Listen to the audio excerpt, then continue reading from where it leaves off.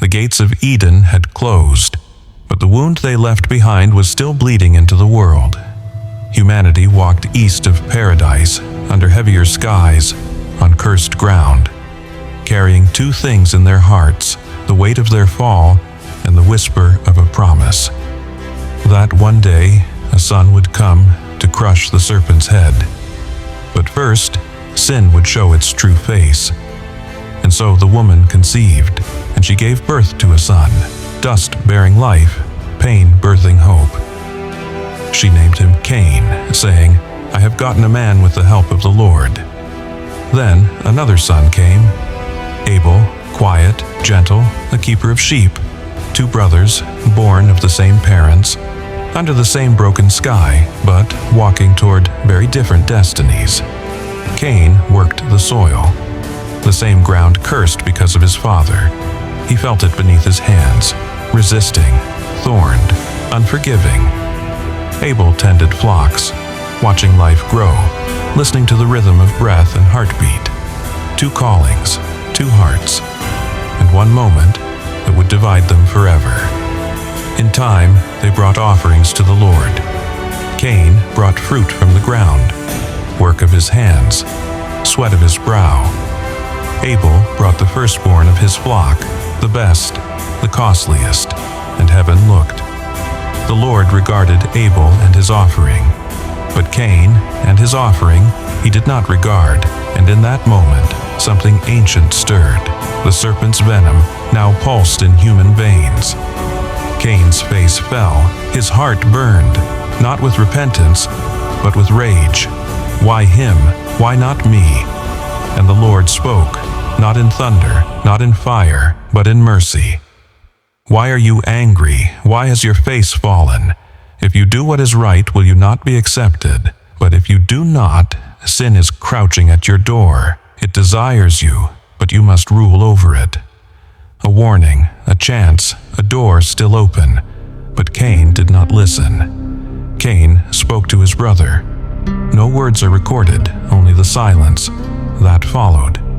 They went into the field, open sky above, empty earth beneath. And there, where no walls could witness, Cain rose up and struck, and Abel fell. The first human to taste death was not old, was not sick, was not warned. He was murdered by his own brother. The ground drank blood, and creation wept. Then the Lord came again. "Where is Abel your brother?" The same question from Eden, "Where are you?" Cain answered with defiance, "I do not know.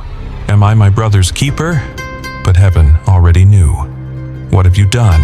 The voice of your brother's blood cries out to me from the ground." The earth that once received life now cried for justice. Cain was cursed from the ground. The soil would no longer yield to him. He would be a restless wanderer, a fugitive upon the earth. And Cain cried out, "My punishment is more than I can bear." Fear entered his voice, the same fear his father once spoke. But even here, even now, God wove mercy into judgment. The Lord placed a mark on Cain, so that none who found him would kill him. Justice, tempered by grace, and Cain went out from the presence of the Lord, east of Eden, further still. But the story did not end in blood, for the woman bore another son, and she named him Seth, saying, "God has appointed for me another offspring instead of Abel, for Cain killed him." Another seed, another hope, another thread in the promise, and in those days people began to call upon the name of the Lord. Light still flickered in the darkness. From Eden to the field, sin had grown, from a bite to blood, from disobedience to murder. This is the power of unchecked darkness.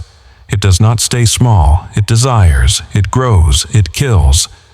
But even in the shadow of the first grave, God was still speaking, still calling, still promising that one day a son would come, not to kill his brother, but to die for them. For another field was coming, another innocent would fall, another blood would cry out. But this blood would not cry for vengeance, It would cry for forgiveness. Abel's blood spoke from the ground, but the blood of the promised son would speak a better word, a word that breaks curses, a word that restores what was lost, a word that silences the serpent forever. From Eden to the field, from innocence to blood, from fall to promise. The story of salvation was unfolding, and it was only the beginning, because the seed was still coming, and when he came, the darkness would finally know its end. This is the story of Cain and Abel, and this is the long road to redemption.